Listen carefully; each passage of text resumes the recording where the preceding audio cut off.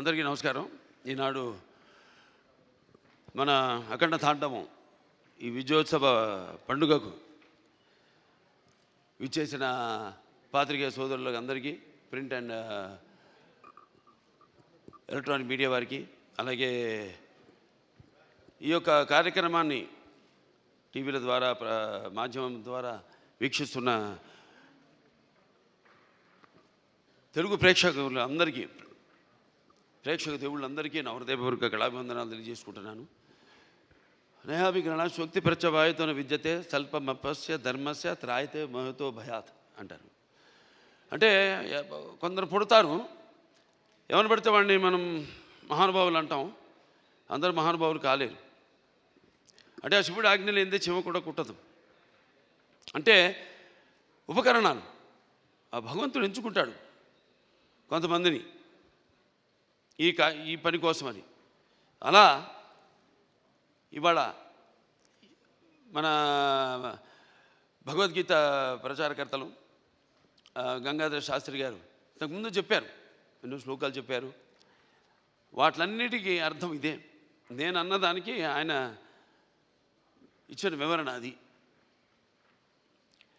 ఇవాళ చాలా సంతోషంగా ఉంది. ఇవాళ ఈ సినిమా విడుదలై ఇవాళ ఇంత విజయవంతంగా ప్రదర్శించబడుతున్నందుకు మా తెలుగు ప్రేక్షక దేవుళ్ళకి అందరికీ కాదు, యావత్ భారతదేశపు ప్రజలందరికీ నా హృదయపూర్వక కృతజ్ఞతాభివందనాలు తెలియజేసుకుంటున్నాను. మరి కృతజ్ఞతలు తెలియజేసుకున్నందుకు, ఎంత మంచి పాఠం ఇచ్చినందుకు మీరు కూడా రుణం తీర్చుకోవాలి. అంటే ఎప్పుడు అంటారు శత్రు రుణం, లేకపోతే మన రుణశేషం అగ్నిశేషం శత్రుశేషం ఉండకూడదని. అలాగే ఈ శేషం కూడా మీరు ఉంచుకోకుండా ఏ ఉద్దేశంతో అయితే ఈ సినిమా తీసామో ఆ ఉద్దేశాన్ని మీరు పాటించాలి. ఏదో మనం వింటాం, గుడికి వెళ్తాం, ఏదో దండం పెట్టుకుంటాం దేవుడికి. ఎందుకు? ఇప్పుడు ఆయన అన్నారు గంగాధర శాస్త్రి గారు ఇంతకుముందు, అది గుడికి వెళ్ళి చేస్తే అది భక్తి అవుతుంది. అదే మనం మొత్తం లోకాన్ని అవగాహన చేసుకుంటే అది జ్ఞానం అవుతుందని. అంటే మనిషి పుట్టుకకు ఏదో ఒక కారణం ఉంటుంది, అందరూ కాదు.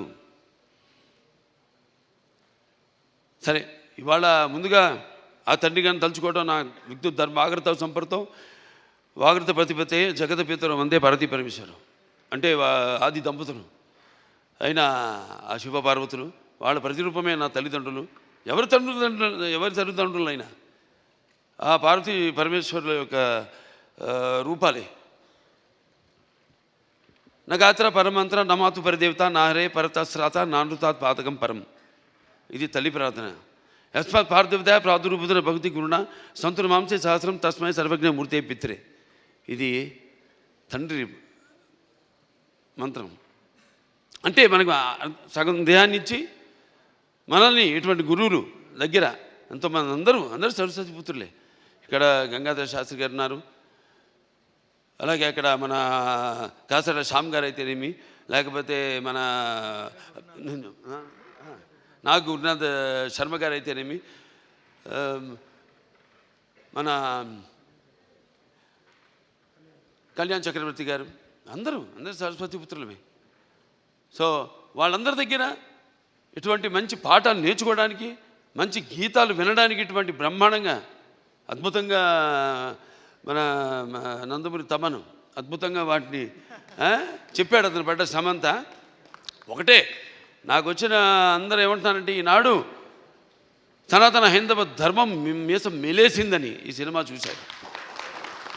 అంటే మంత్రోచ్చారణ, అలాగే వేదం, అలాగే మన భారతదేశపు మూలాలు, మన ధర్మం, మన గర్వం, మన తేజస్సు కలిగలిపిన సినిమా అఖండ అని అందరి ఆబాలగోపాలం. ఒక మన ఆంధ్ర తెలంగాణ రాష్ట్రాలే కాదు, లేకపోతే ఎక్కడ అభిమానులు ఉన్నారో అక్కడ ఆ రాష్ట్రాలే కాదు, యావత్ ప్రపంచం ఇవాళ కోడే కూస్తుంది. అంత అద్భుతమైన సినిమా మాకు అందించినందుకు మీ అందరికీ మా కృతజ్ఞతలు తెలియజేసుకుంటున్నాను.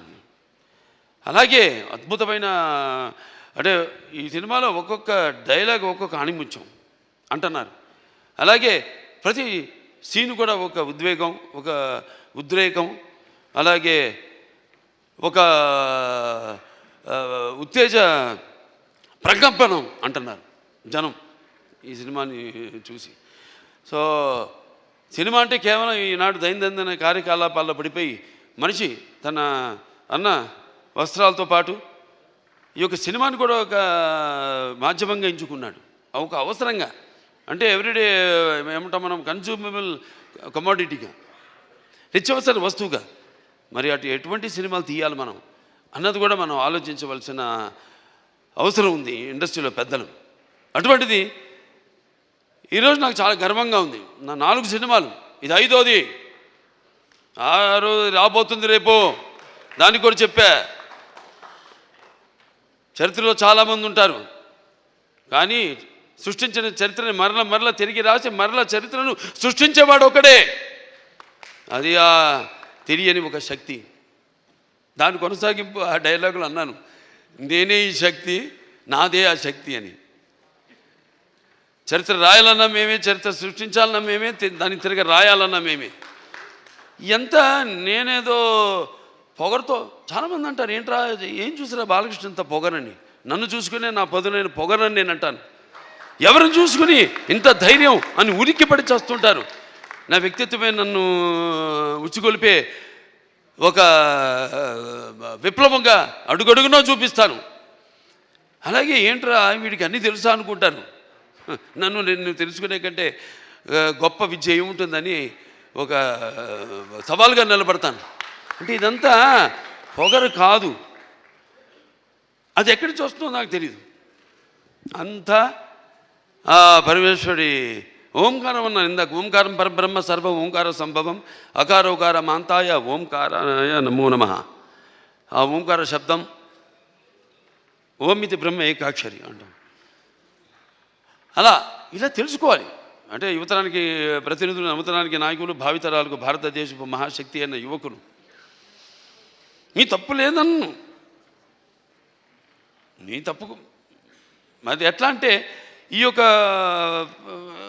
రొటీన్ దైనందిన కార్యకలాపాల్లో అన్నాను ఇందాక, పోటీ.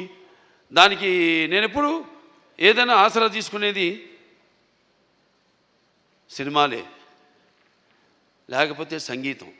వీటి మీదే ఎప్పుడన్నా నేను మనిషిని, నాకు ఎప్పుడైనా నిర్లిప్తత ఇది వచ్చినప్పుడు పూజ చేస్తారు. నేను ఆధ్యాత్మికంగా రోజు గంటన్నర పూజ చేస్తాను. నేను ఆ పూజ దొరుకుతా నా వృత్తే నా దైవం. ఆ వృత్తే ఈ అఖండ సినిమాలో నా పాత్ర. నేను చెప్పాను కూడా, ఇంతకుముందు ఒక సభలో చెప్పడం జరిగింది. ఒక ఇది శివ తాండవం యొక్క విన్యాసం ఎలా చేశాను ఈ పాత్ర అంటే, ప్రతి పాత్ర యాక్టింగ్ అంటే ఊరికే నమ్మడమో అరవడమో, లేకపోతే ఒక కళ్ళల్లో కన్నీళ్లు తెప్పించడం కాదు. పాత్ర అంటే ఒక పరకాయ ప్రవేశం. అది ఒక నందమూరి ఎన్టీ రామారావు గారు. ఎందుకంటే నేను చెప్పాను ఇంతకుముందు, ఆయన తలుచుకోకుండా ఏ సభ నేను అంటే నాకు ఇంత ధన్యమైన జన్మనిచ్చి నన్ను మీ అందరి గుండెల్లో ఆయన ప్రతిరూపంగా నిలిపినందుకు, మరి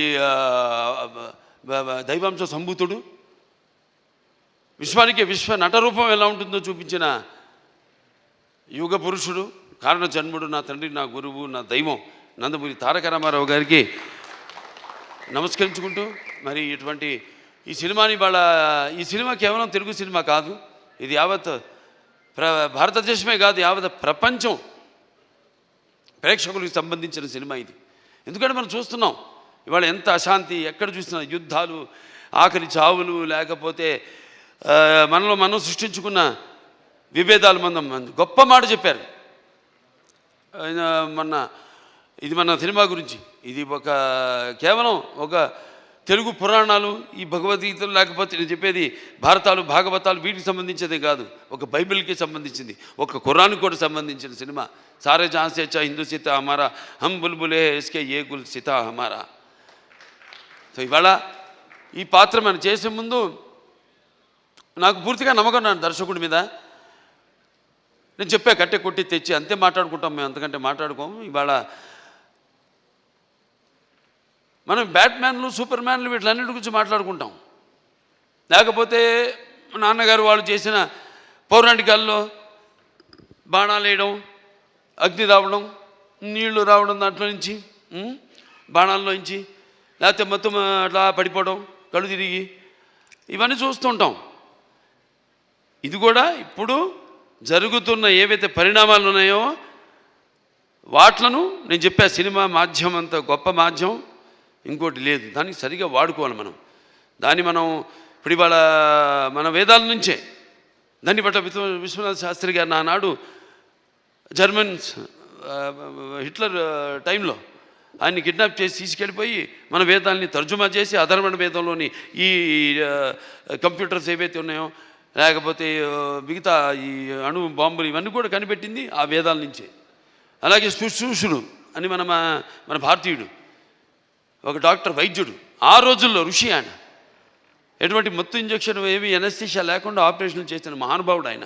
ఇవాళ ఆస్ట్రేలియాలో ఉంది, మెల్బోర్న్లో ఆయన బస్ట్ స్టాచ్యూ ఉంది అక్కడ, మెల్బోర్న్ యూనివర్సిటీ ఆఫ్ సర్జరీలో. ఇలా మనం చెప్పుకోవాలి. ఇలా మనం చెప్తే కానీ మన యువతరానికి అర్థం కాదు. కానీ నా అదృష్టం ఏంటంటే అందరు చెబితే అందదు, ఫలం అందదు. నా సినిమాలు వాటికి 5వ సినిమా అని చెప్పాను. నా మొదటి సినిమా అఖండ, అది కూడా ఒక పరీక్షే. కోవిడ్ టైంలో విడుదలైంది సినిమా. అసలు రారు జనం థియేటర్లో కొన్న టైంలో ధైర్యం చేసాం, భగవంతుడి మీద భారం వేసి సినిమా రిలీజ్ చేసాం. అఖండ విజయం సాధించింది అఖండ. ఆ తర్వాత మిగతా సినిమాలన్నీ అందరికీ నిర్మాతలకి ధైర్యం వచ్చి వాళ్ళ సినిమాలని విడుదల చేయడం జరిగింది. ఆ తర్వాత నేను చేసిన వీరసింహారెడ్డి అయితేనేమి, లేకపోతే దాని తర్వాత నేను చేసిన నెలకొండ భగవత్ కేసరి అయితేనేమి, డాకు మహారాజు అయితేనేమి, ఇప్పుడు ఈ అఖండ, తాండవం, ఇన్ని 5 విజయాలంటే నా విజయాలు అనుకోను. నేను ఏదైతే మేమందరం అనుకుంటున్నాము ఇది నా ఒక్కడి వల్ల కాదు. నేనేదో ఒక చిన్న పాయింట్ చెప్పచ్చు, డైరెక్టర్ గారు చెప్పచ్చు, దాన్ని మనకు సినిమాగా చూపించినప్పుడు అంటే కళ్ళు మూసుకున్నప్పుడు కనేది కళ, కళ్ళతో అభినయించేది కళ, నిద్రపోతున్నప్పుడు కనేది కళ, నిద్రపోతున్న సమాజాన్ని మేల్కొల్పేది కళ. ఈ 4-5 సినిమాల్లో అందరికీ సందేశం ఇవ్వడం జరిగింది. 5 సినిమాల్లో రకరకాల సందేశాలు. అది అంతర్జాతీయం కావచ్చు, లేకపోతే మనుషుల్లో సత్సంబంధం లేకపోవడం కావచ్చు, ఇటువంటి అనేక. లేకపోతే ఇప్పుడు అఖండ 1లో ఉంది, అటు పిల్లల జోలికి, లేకపోతే ధర్మం జోలికి, లేకపోతే ప్రకృతి జోలికి వస్తే ఏమవుతుందో చూపించాం. ఇప్పుడు అఖండ 2లో మరి అప్పుడంటే దేవుడు మనిషిలో పూనాడు, ఇప్పుడు మనిషే దేవుడైతే ఏమవుతుంది? ఇందాక అన్నారు సంభవామి యుగే యుగే అన్నదే ఈరోజు సినిమాలో చూపించాం. దీన్ని ప్రేక్షకులు ఇంత ఆదరించి, ఇంత కేవలం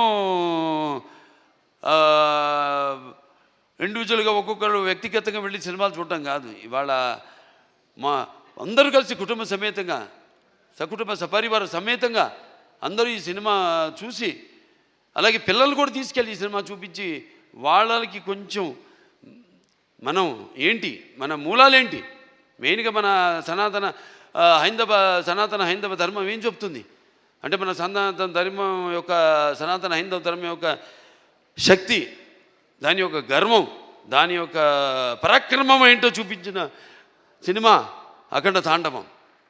అలాగే మన హైందవ సనాతన ధర్మానికి మూలాలైన ఏదైతే మనం సత్యం దారిలో నడవాలి, ధర్మం దారిలో నడవాలి, అన్యాయం జరిగితే మనం తల దించకూడదు, ఇది పోరాడాలి అన్నది చూపించిన సినిమా అఖండ తాండవం.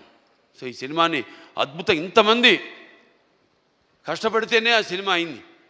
ఇవాళ అంటే ఒక్కొక్కళ్ళు, ఇప్పుడు తమన్ గారు చెప్పారు ఆయన పడ్డ కష్టం, నిద్ర లేని ఎన్ని రాత్రులు గడిపారు నాకు తెలుసు.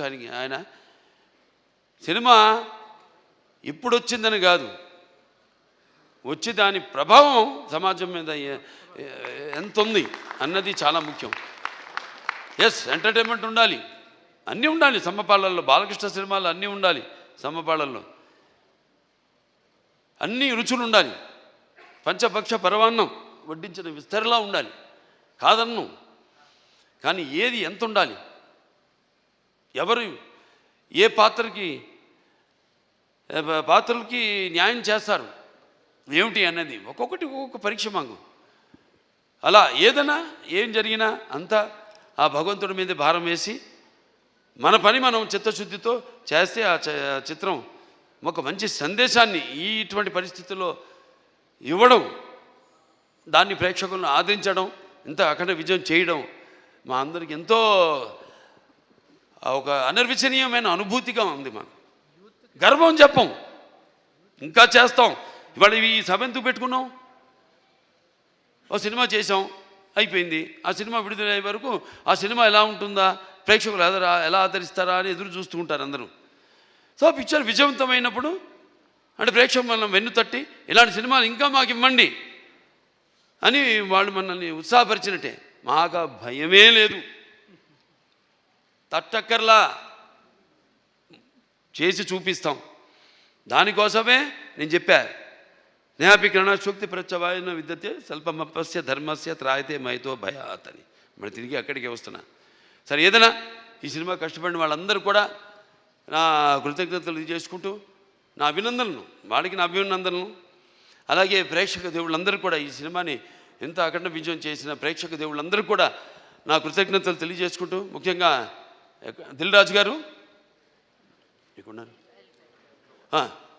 దిల్ రాజు గారికి, మన మ్యాంగో రామ్ గారికి, అలాగే మన రిలయన్స్ శ్రీధర్ గారికి, డాక్టర్ సురేందర్ గారికి, కొబ్బరినేని గారికి, అందరికీ వాళ్ళు పడ్డ శ్రమ ఈ సినిమా విడుదల కావడానికి అంటే దేవుడు పెట్టే పరీక్ష అది. దీనికి ఏమీ మేము, ఎందుకంటే మీరు ఇచ్చే అఖండ విజయం ఉంది, ఇది ఎంత ఆఫ్టర్ ఆల్ నథింగ్. నా తల్లి గారు విజయలక్ష్మి సుందరం గారు పాత్ర చెప్పక్కర్లా, ఎందుకంటే కొన్ని పాత్రలు నేను చెప్పకూడదు అక్కడే, ఎందుకంటే ఆ పాత్రలు నేను చెప్పేదానికంటే గొప్ప పాత్రలు సినిమాలో. ఆ శివుడే వచ్చి ఆ చితికి నిప్పంటిస్తే స్వామి అని పలకరించి అద్భుతమైన సన్నివేశం ఒక్కటి కాదు ఆ సినిమాలో, అన్ని అద్భుతమైన సన్నివేశాలు ఇందాక చెప్పాను నేను. సో మనస్ఫూర్తిగా అందరికీ ఇక్కడ నా టీం వాళ్ళందరూ కూడా, రామలక్ష్మణ హాస్టల్కి అయితేనేమి, లేకపోతే మా కళ్యాణ్ చక్రవర్తి గారు, కాసాల శ్యామ్ గారు, అలాగే మన నాకు గురునాథ్ శర్మ గారు, అందరికీ, మా డాన్స్ మాస్టర్లు శేఖర్ గారికి అయితేనేమి, భాను మాస్టర్కి అయితేనేమి, అలాగే వాళ్ళ గాత్రం ఇచ్చిన సర్వేపల్లి సిస్టర్స్ అయితేనేమి, లేకపోతే సౌందర్య సిస్టర్స్ అయితేనేమి, కృష్ణ గారు అయితేనేమి, సౌందర్య గారు అయితేనేమి, గంగాధర్ గారి గురించి కొందరి గురించి నేను అన్నాను. నేను చెప్పేటంత వాడిని కాదు, పాత్ర అయినా కానీ సినిమాలో ప్రత్యక్షంగా అయినా కానీ నేను అంత పెద్దోడిని కాదు. మా వాళ్ళ గురించి మాట్లాడాల్సిందంతా ప్రేక్షకుల గురించి అంతే. అదే ఈ సభకు ముఖ్యంగా ఇవాళ జరుపుకోవడానికి, ఈ పండుగ జరుపుకోవడానికి. సో ప్రేక్షకుల దేవుళ్ళందరికీ మరొకసారి నా ఈ ఇంత అఖండమైన విజయాన్ని మీకు మీరు దక్కించుకున్నందుకు, మీకు మీరు ఇచ్చుకున్నందుకు మీ అందరికీ నా అభినందన తెలియజేసుకుంటూ నేను సెలవు తీసుకుంటున్నాను.